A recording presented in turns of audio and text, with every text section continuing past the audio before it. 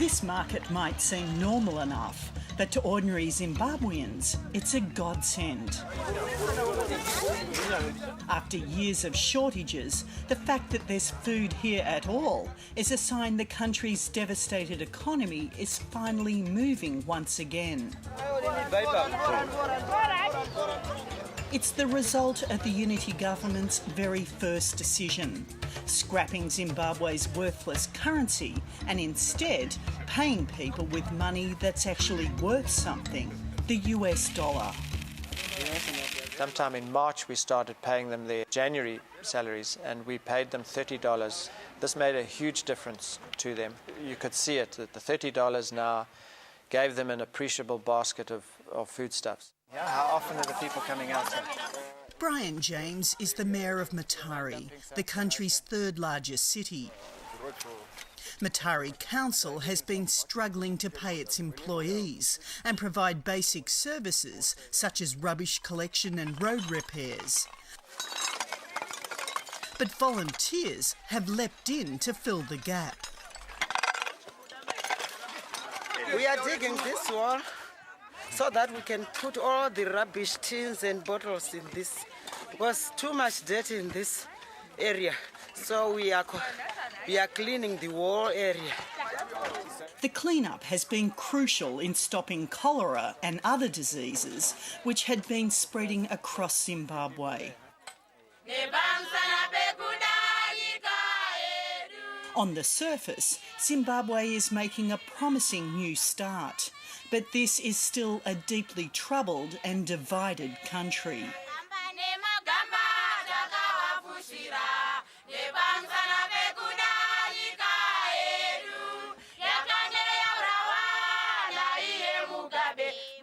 At this rural rally near the Mozambique border, supporters of the Movement for Democratic Change are singing the praises of its leader, Tsvangirai.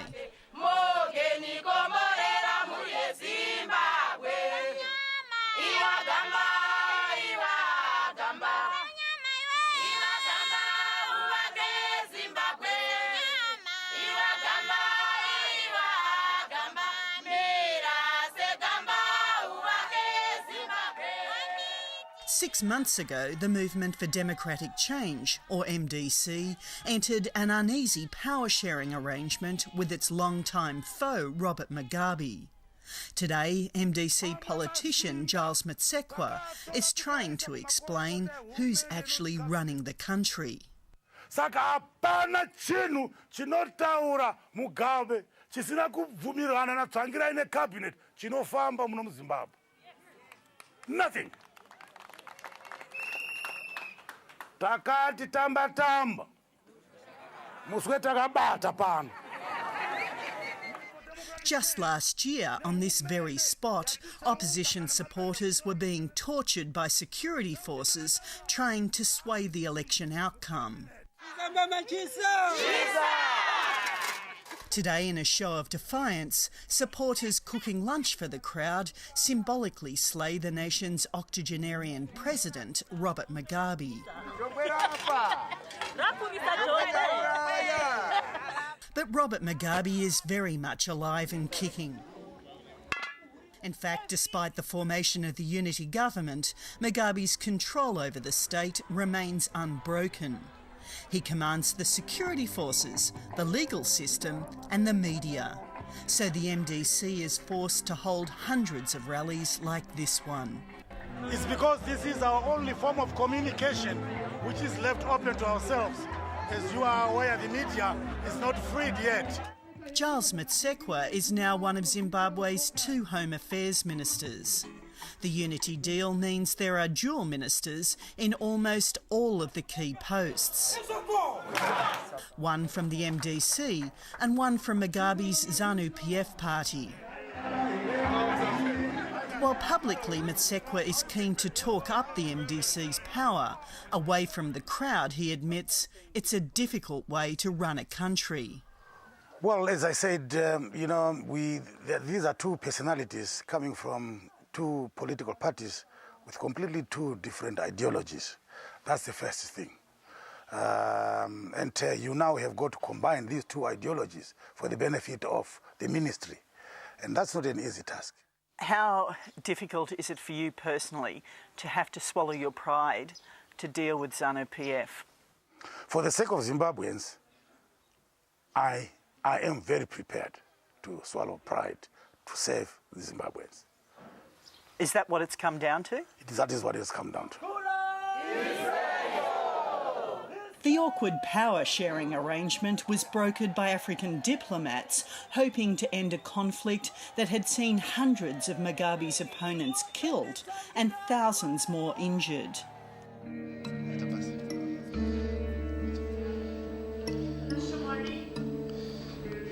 How are you feeling? Terrible.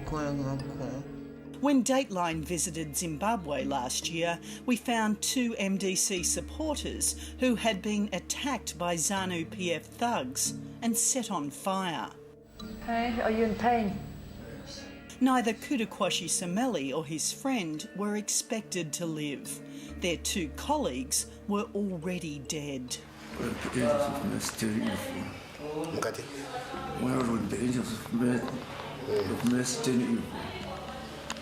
I was not expecting such a thing.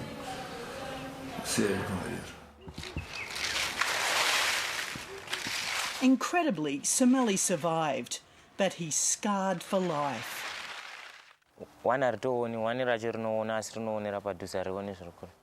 His friend also survived, and recently they returned home to where the attack took place. They now must live among those who did this. When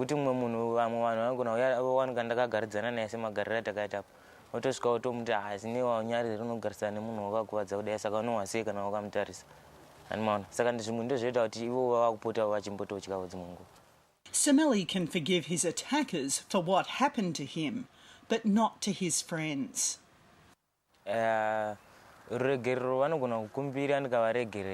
asi chichangozoramba chakaoma futi nyaya kuti ndanga nevamwe vangu vanani namabhuru vangu vakafugwa vakafa saka munhu wafa unobvira kukumbira ruregerero iye afa. And you had to sign your name again. Lynn Evans is a former farmer who remembers the recent years of economic madness. That was the biggest note ever, was the 100 trillion. Then we lost more notes from the 100 trillion, and these were the last Zim dollars ever. When we last saw her, Evans was trying to reclaim her property from farm invaders. Oh, my word, it's Mushambi farm now. Wow, our guys have cleared the logs. Despite being armed with a High Court ruling in her favour, Evans was chased away, and a year and a half later, she still hasn't been able to return. Okay, it's me, let's go. Go, go, go. Go, Lynn. I'm worried about Chris. Property rights, just full stop. I mean, isn't that just, it's a basic right. So surely those things it absolutely does need to be resolved. How does anyone come and invest and have any degree of confidence with that behind everything? So, no, it's got to be resolved. Evans still hopes to get her farm back one day, but for now she's living in Matari and looking for work. She believes the unity government represents the first sign of hope in a decade. I think it's been a hugely frustrating time and we all want to move forward and it's slower than we thought and we're suddenly realising what a long haul it is. But I do think that there's hope. If I didn't, I don't think I'd still be here. It's not just restitution for past farm invasions that's an ongoing problem. Prime Minister Tsvangirai has attempted to downplay the farm invasions, but they are still taking place. We're on our way now to a farm that's been the centre of a legal challenge that's been going on for years. And yeah, you can see some of the mango trees in the distance over there. This is Ben Freeth, and from his pergola he can see out across his fields where he no longer dares to walk. The invaders who've claimed his farm are camped within eyesight. Yeah, it's about 1.5 kilometres away. You can see the barns there. That's kind of where they all are. You know, but it's only a handful of people. But unfortunately, they've all got guns and they're violent people. Despite winning countless legal battles to keep his farm, all he has left is his house. Okay, you carry that, we'll go and make a bit of salad. Even though Ben has 150 workers and their families on his farm, it's no deterrent. They too have been targeted and are living in fear of the regular attacks. They haven't hassled us here at our home for the last few weeks. You know, it's normally at night that they come, but sometimes they come in the day as well. Just a few weeks before my visit, they were back again. Frith shows me the spot where the invaders broke in.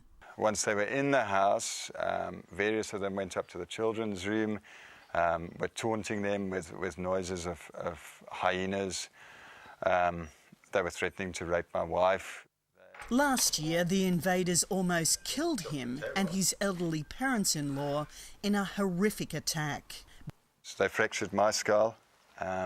They beat my father-in-law so badly that 7 bones in his body were broken, and he's a 75-year-old man.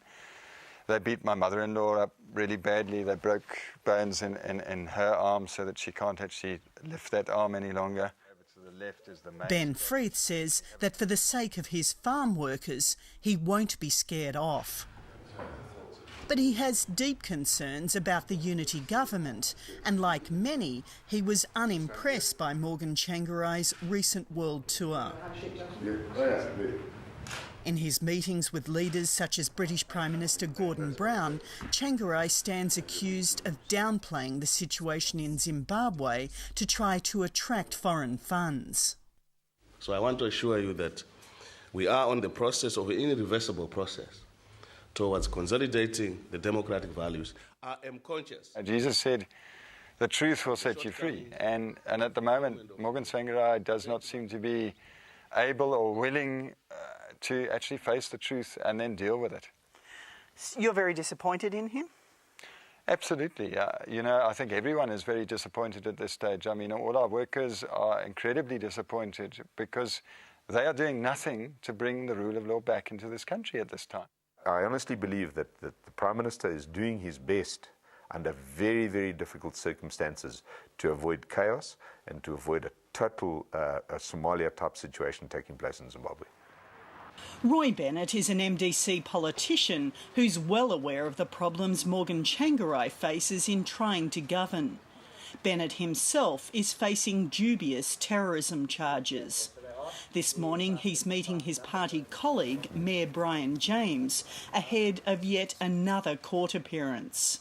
Some say there could be an indictment where they put me straight back into side again and then reapply for bail again. So I don't know, we'll have to see. The MDC had wanted to appoint him to the critical post of Deputy Agriculture Minister. But on the day he was meant to be sworn in, Bennett was arrested and jailed. Deputy Minister's fully bought it. It's fully in their pocket. Bennett believes Mugabe is using the courts to whittle away the MDC's parliamentary majority. Since the power-sharing agreement, 5 MDC MPs have been convicted of various crimes and 14 others face charges ranging from rape to corruption. Zanu PF have continued to show the intransigence and total lack of commitment to this deal by harassment and arrest of opposition, or we are now the ruling party, if you want to look at Parliament. And it's very possible that any member of our side of things can be picked up and locked away at any time under total frivolous charges.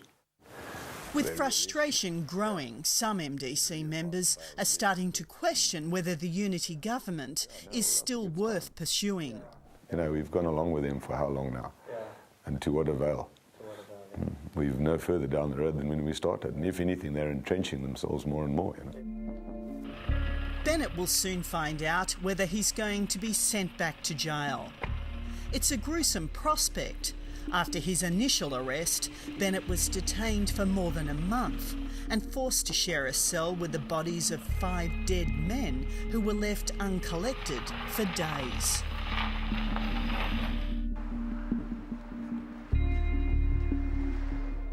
As Roy Bennett heads into court to learn his fate, another man is being freed.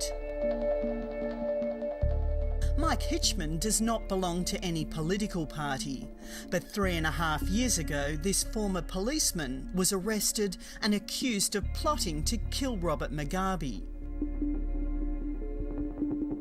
Hitchman maintains the accusations were completely false, but his appeal was never heard, and his lawyer Truss Mander is thrilled just to see him come out alive. I feel good that he's out. We didn't think that he'll be out perpendicular. We thought he was coming out horizontal, but he came out alive. I'm admiring the new breakfast. Jeannie, will you have a cup of tea? I meet up with Hitchman, his wife Beatrice, and his son Philip at home. I haven't done this for 40 months, but I like a warm cup. I've been drinking tea out of a plastic lunchbox for not for 40 months. I couldn't drink tea in it for the last few months. It must be pretty amazing to have your dad back. Yeah, it is. It's weird though. It's going to take some getting used to again. But yeah, it's very nice. How old were you when he went away? 17 and a half. In the prison, though, I've seen something that I've never seen outside, and that's people reduced to beyond the state of animals. I've had young people, much younger than I, in the cell, dying over a period of 2 weeks, simply from diarrhea. And in the 21st century, to have someone dying of diarrhea is ridiculous. And eventually the guy died in agony in the cell. Hitchman himself was tortured to extract confessions. I was thrown against the desk, so because of the leg irons, I stumbled forward, so I was leaning over the desk. Then I was kicked twice in the testicles. And then after that, within some seconds, they'd pulled on my pants, my underpants, then they burnt me with cigarettes. But I passed out very quickly after that started. When he came to, he was forced to write 5 separate confessions, ranging from plotting to kill President Mugabe to bombing his hometown. One of the confessions included me working with them from within Zanu PF to topple the older crew of Zanu PF. That one never saw the light of day. There was a variety of confessions. And then they sort of decided to pick and choose which confession they would use. And now he's heard the state wants to call him as a witness in the case against Roy Bennett. I've heard that Roy is being charged with exactly the same charge that I was charged with. It's possession of firearms with the intention to carry out acts of banditry, terrorism, etc. Roy never possessed anything. Back at the courthouse, Roy Bennett re-emerges, still a free man. But Mugabe's cat and mouse game continues. Bennett's case has been adjourned until October. He still can't take up his position as a deputy minister. And it turns out a relative of Robert Mugabe has just been appointed as his prosecutor. Do you think you could end up being sent to jail? Most definitely. I think that's more than likely exactly what's going to happen. It's political. It's a direct attack on me as an opposition minister designate for not wanting me to go into that ministry. And yeah, there is no rule of law. The Attorney General has publicly declared himself proudly Zanu PF. The Minister of Justice is the Minister of Injustice.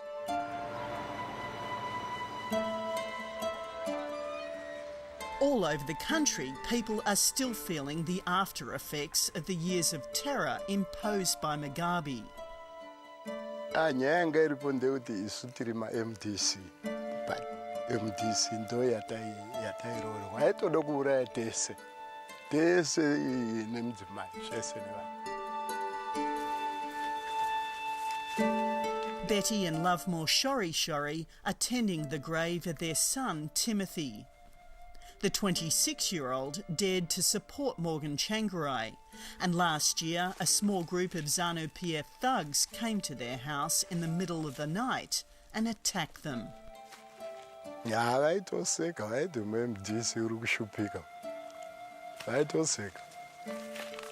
Their son might have survived if they'd been able to get medical help. kuti tiwane here nokuti kwakusina ndaenda kuna MP wedu kuti ndimutaurire kuti anditorere kuti andirapisire mwana kutaundi zvazvisikaiti zvainzi kana mangotora titi tinokuurayai hatidi kuti muone muchienda ikukuku kana kuti mutaure nawo. 2 weeks after the attack, Timothy died from his injuries. The young men who killed him still live nearby. Amazingly, Betty says her faith has allowed her to forgive them, even though they've shown no remorse. Ini ndakanga ndatoregerera saka pakutanga vangotaura kuti tichauya achingadi kuhlishidzira ndikangoti hazvinei kana Mwari kundiuraya, Mwari ndiye anoziya, tichingoti mhoroi. Kasi kuti ivo vanditaurire kuti ndakakutadzira havasati, asi kuva mhorosa vanongoti iwe makadini ndoti makadini, tichitoseka navo. But not everyone is so forgiving, and bridging the country's deep division is going to be critical for Zimbabwe's future. The first step is to draft a new constitution to lay the groundwork for fresh elections. Constitutional talks have already begun, with delegates coming from all over the country. But the first day of talks collapsed amid scuffles and heated accusations. No one to subvert the process by submitting propaganda, lies. That Zanu PF has manipulated this situation is unfortunate. There are real fears that the longer this process takes, the more likely it will become hopelessly derailed, and Zimbabwe's current calm will turn out to be nothing more than a brief lull between the storms. You know, I think when the transitional government took place, this country was on the brink of chaos. It's slowly getting back to that status again, whereby the ruling party are absolutely determined to pull this country down and pull it into chaos to protect what they've stolen and to protect those who have committed crimes against humanity on their behalf, to remain in power.